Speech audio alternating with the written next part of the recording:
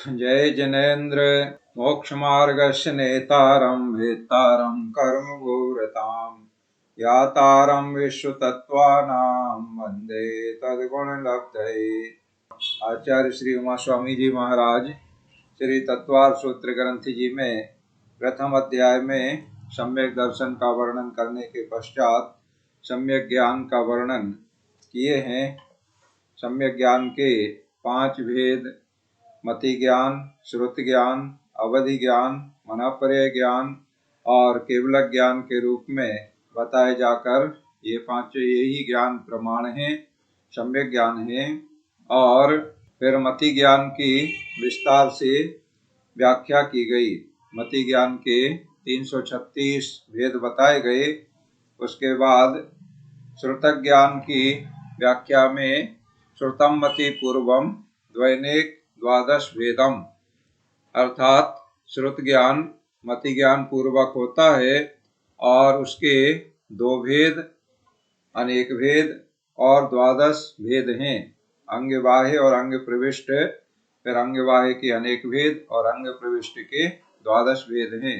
इस प्रकार श्रुत ज्ञान के बारे में बता करके फिर अवधि ज्ञान के बारे में बताया गया।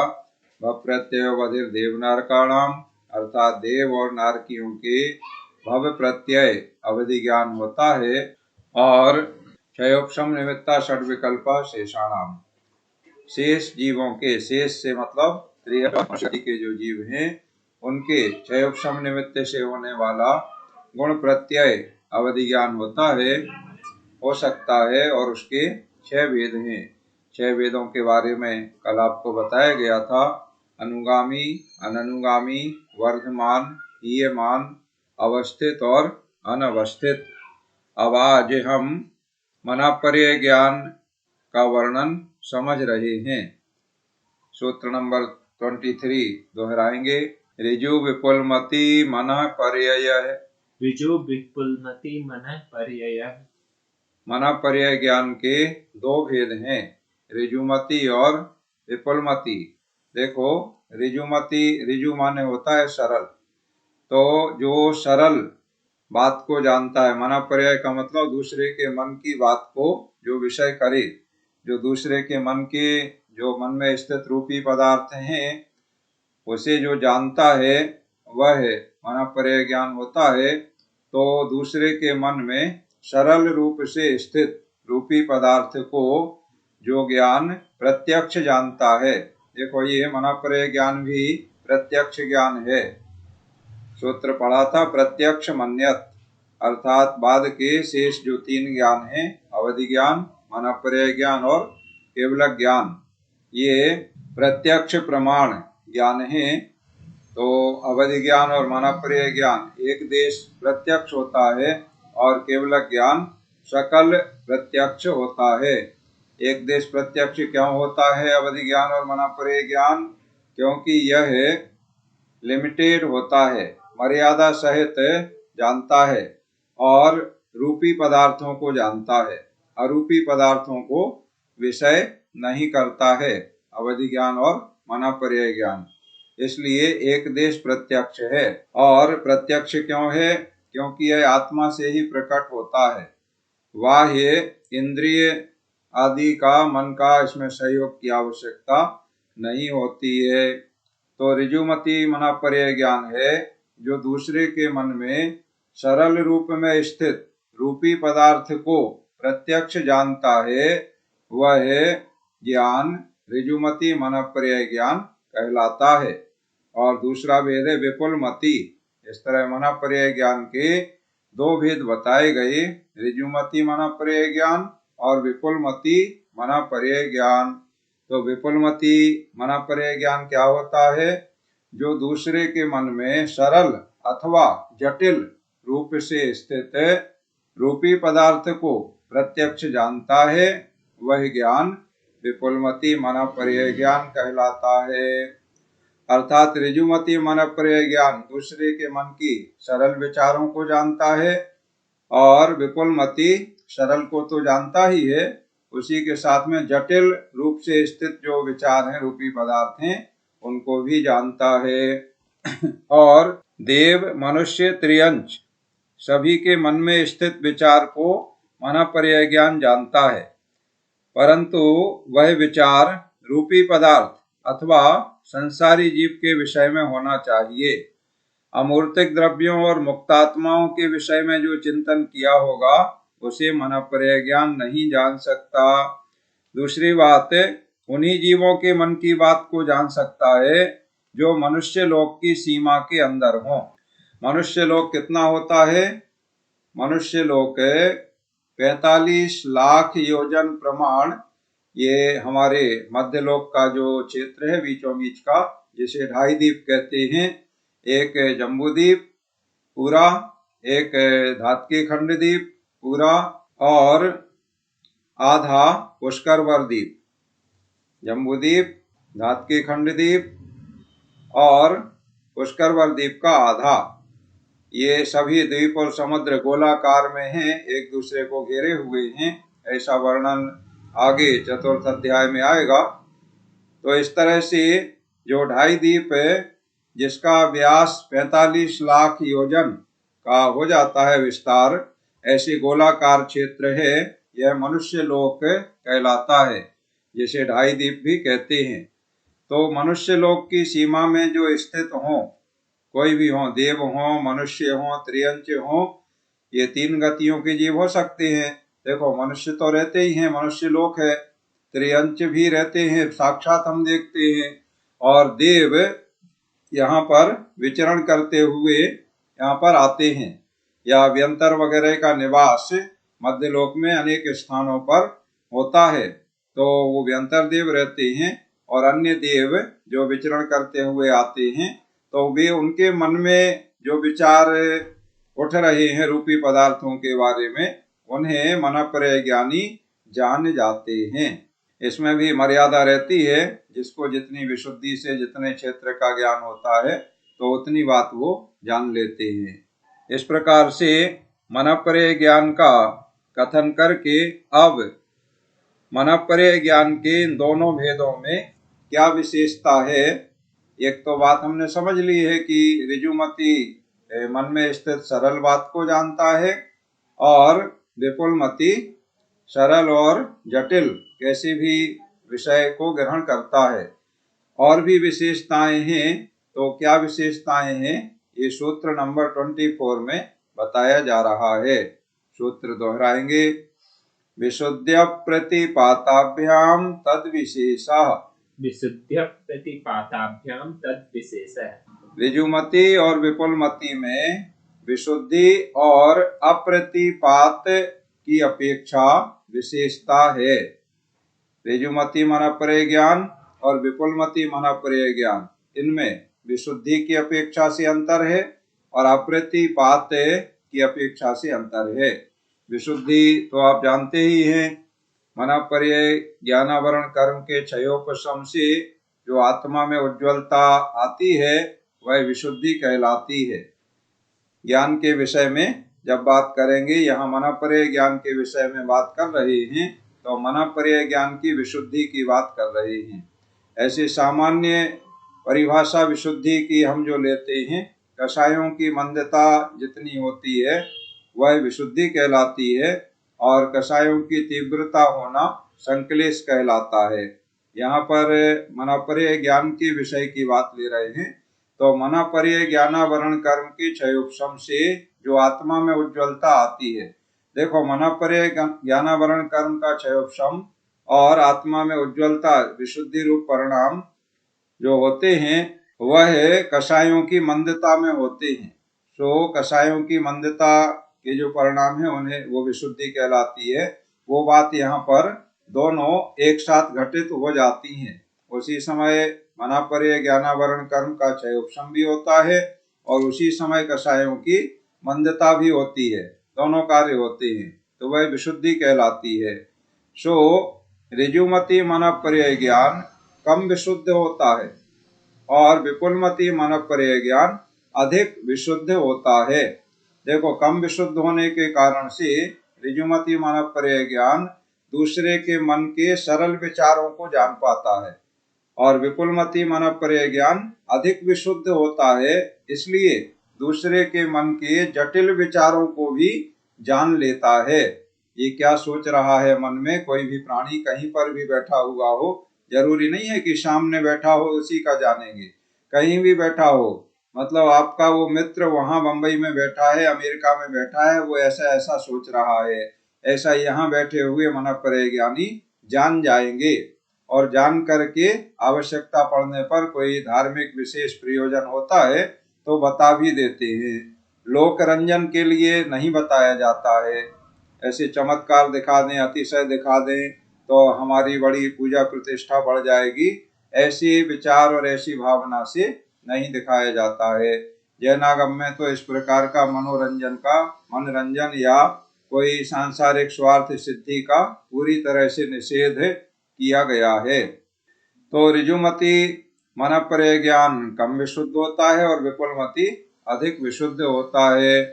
दूसरी विशेषता है प्रतिपात, अप्रतिपात, विशुद्धि और अप्रतिपात।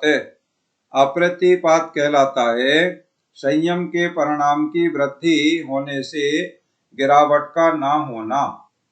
जैसे जैसे संयम के भाव बढ़ते जाते हैं, विशुद्धि बढ़ती जाती है, तो ज्ञानावरण का क्षयोपशम, यहाँ मनःपरय ज्ञान की बात है तो मनःपरय ज्ञानावरण का क्षयोपशम और बढ़ता जाता है, तो विशुद्धि बढ़ती जाती है, और विशुद्धि बढ़ती जाती है, संयम के परिणाम की वृद्धि होती जाती है, तो वह मनःपरय ज्ञान जो विपुलमति है वह एक बार हो गया तो होने के बाद फिर छूटता नहीं है। अप्रतिपात माने गिरावट ना होना, माने जिस स्तर पर है उससे नीचे नहीं आना, जो जिस पदवी में है तो उस पदवी से और ऊपर जाए तो उसे कहेंगे अप्रतिपात, या जहां है वहीं रहे या उससे और ऊपर जाए तो अप्रतिपात कहलाएगा, माने गिरावट ना होना। और अगर गिरावट होती है जहां जिस स्थिति में, जिस पदवी में जितनी विशुद्धि, जितना संयम अभी वर्तमान में है, उससे नीचे कोई गिरता है उसे कहते हैं प्रतिपात। तो ऋजुमति मनःपरय ज्ञान तो होकर के छूट भी जाता है। किसी को ऋजुमति मनःपरय ज्ञान हुआ, बाद में उसके संयम के परिणाम गिरे और विशुद्धि कम हुई तो छूट जाएगा। और विपुलमति मनःपरय ज्ञान ऐसा होता है जो बढ़ता हुआ ही होता है, यानी अभी जितनी विशुद्धि को लिए हुए है उससे और अधिक आगे बढ़ेगा, और अधिक आगे बढ़ेगा, उसका चरित्र, उसका संयम बढ़ता ही जाता है। जैसे तीर्थंकरों का चरित्र वर्धमान होता है, हमेशा बढ़ता ही जाता है, जितना वह तप या संयम या चरित्र का पालन कर रहे हैं वर्तमान में, उससे कम नीचे कभी नहीं करेंगे, आगे आगे उससे और ज्यादा करेंगे, और ज्यादा करेंगे, ऐसा वर्धमान होता है, माने बढ़ता ही जाता है। तो इसी तरह से विपुलमति मनःपरय ज्ञान भी जिसे एक बार हुआ तो वह वर्धमान होता है, कभी छूटता नहीं है। छूटने का मतलब उसमें प्रतिपात नहीं होता है, अप्रतिपात होता है, यानी नीचे की ओर नहीं आता है। होकर के छूटेगा तो छूटेगा इसलिए कि मनःपरय ज्ञान के बाद आगे बढ़ेगा तो केवल ज्ञान की प्राप्ति हो जाएगी, तो मनःपरय ज्ञान फिर नहीं रहेगा, अन्य कोई भी ज्ञान नहीं रहेंगे, क्योंकि केवल ज्ञान पूर्ण ज्ञान हो गया तो उसमें सभी ज्ञान समाहित हो जाते हैं। इस प्रकार से ऋजुमति मनःपरय ज्ञान होकर के छूट भी जाता है, किंतु विपुलमति मनःपरय ज्ञान अप्रतिपाती है, कभी भी नीचे नहीं आता, गिरता नहीं है, वर्धमान ही रहता है। इस तरह से विशुद्धि और अप्रतिपात की अपेक्षा ऋजुमति और विपुलमति मनःपरय ज्ञान में विशेषता है। एक सूत्र और ले लेते हैं आगे। अवधि ज्ञान और मनःपरय ज्ञान में क्या विशेषता है, यानी क्या अंतर है, ये बात 25 नंबर सूत्र में बता रहे हैं, दोहराएंगे। विशुद्धि क्षेत्र स्वामी विषयेभ्यो बधि मनःपर्ययो पर्ययोः विशुद्धि, क्षेत्र, स्वामी और विषय।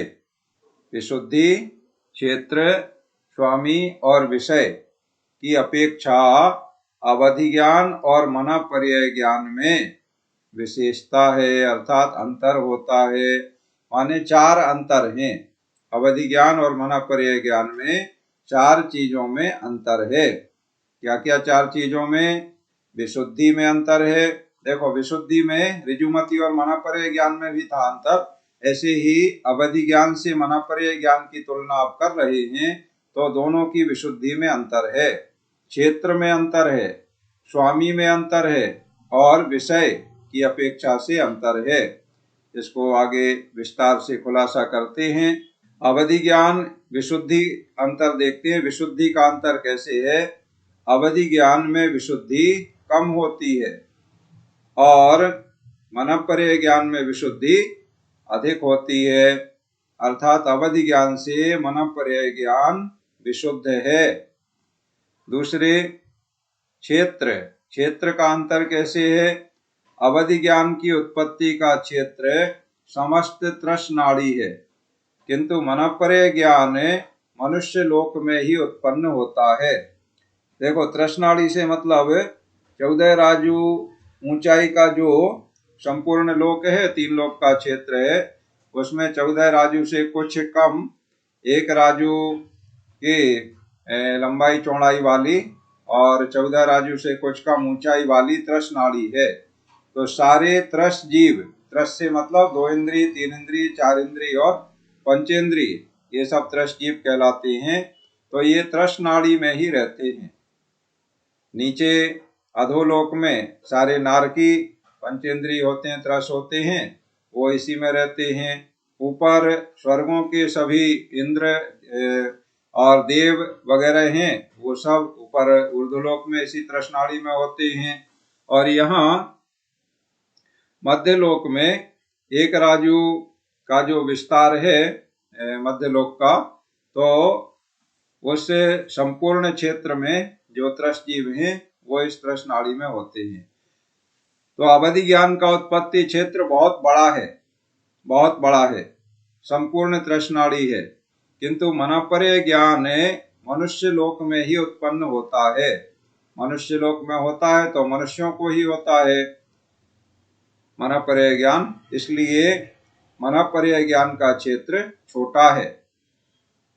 इस प्रकार अवधि ज्ञान के अब विषय की बात करते हैं। विशुद्धि, क्षेत्र, स्वामी और विषय। तो स्वामी की बात करें तो स्वामी अवधि ज्ञान का क्षेत्र समस्त लोक है। संपूर्ण लोक में सभी जगह अवधि ज्ञानी पाए जाते हैं। देखो, नारकी भी अवधि ज्ञानी होते हैं, देव भी अवधि ज्ञानी होते हैं, किंतु मनःपर्यय ज्ञान के विषय का क्षेत्र 45 लाख योजन, वही जो मनुष्य लोक है 2.5 दीप है, विस्तार प्रमाण ही है। इतने क्षेत्र में स्थित अपने योग्य विषय को ही जान पाते हैं, इतने क्षेत्र की बात जानते हैं। और अवधि ज्ञानी संपूर्ण लोक की बात को जानते हैं। इस तरह से क्षेत्र में अंतर है। और किन किन जीवों को होता है स्वामी, स्वामी की बात बताते हैं। तो अवधि ज्ञान चारों गतियों के शैनी पंचेंद्रिय पर्याप्तक जीवों के होता है।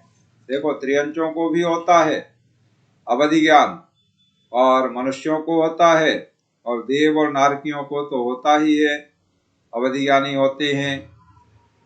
तो चारों गतियों में होता है, लेकिन पंचेंद्रिय शैनी और पर्याप्तक जीवों के ही होता है। और मनःपर्यय ज्ञान किसको होता है? कर्म भूमि के गर्भज मनुष्यों के ही होता है। मनःपर्यय ज्ञान भोग भूमि के मनुष्यों को नहीं होता है, कर्म भूमि के मनुष्यों को, उसमें गर्भज मनुष्यों को ही होता है। मनुष्य समूर्छन जन्म वाले भी होते हैं। आपके मन में शंका आ रही होगी कि गर्भज क्यों कह रहे हैं? तो गर्भज इसलिए कह रहे हैं कि मनुष्यों का जन्म गर्भज भी होता है और समूर्छनज भी होता है, इसलिए गर्भज मनुष्यों के ही कर्म भूमि में मनःपर्यय ज्ञान हो सकता है। और भी विशेषता है, केवल संयमी मनुष्यों के ही होता है। और संयमियों में भी विशेषता है, वर्धमान चरित्र वालों के ही होता है। हीयमान चरित्र वालों के नहीं होता है। जैसे वर्धमान हीयमान अवधि ज्ञान के वेदों में 6 वेदों में वर्णन किया था, तो उसमें वर्धमान का मतलब जो शुक्ल पक्ष के चंद्रमा की कलाओं की तरह बढ़ता ही जाता है, और हीयमान जो कृष्ण पक्ष के चंद्रमा की कलाओं की तरह घटता ही जाता है। तो मनःपरे ज्ञान जो होता है वो वर्धमान चरित्र वालों के होता है, जिनका चरित्र बढ़ता जाए बढ़ता जाए बढ़ता जाए। हीयमान चरित्र वालों के नहीं होता है। और भी विशेषता है, वर्धमान चरित्र वालों में भी 7 प्रकार की रिद्धियों में से 1-2 रिद्धियों के धारी मुनियों के ही होता है। जो रिद्धिधारी मुनि है उनके ही होता है मनःपरे ज्ञान, अन्य सामान्य मुनियों के भी नहीं होता है। और रिद्धिधारी भी बहुत सारे मुनि रिद्धिधारी हैं, तो क्या उन सबको होता है? तो नहीं, सबको नहीं होता है। कोई कोई रिद्धिधारी को होता है, सभी रिद्धिधारी मुनियों को भी नहीं होता है। इस प्रकार से विशुद्धि, क्षेत्र, स्वामी और विषय, इन 4 चीजों से अवधि ज्ञान और मनःपरे ज्ञान में अंतर होता है। इस प्रकार मनःपरे ज्ञान के बारे में विस्तार से आपने समझ लिया है, और अवधि ज्ञान और मनःपरे ज्ञान में 4 प्रकार से अंतर होता है, 4 अंतर हैं, उसके बारे में आपने जान लिया है। अब आप अपना पहले पाठ सुना देंगे कल का, उसके बाद अपने प्रश्न जिज्ञासा आदि हैं उनका समाधान कर देंगे।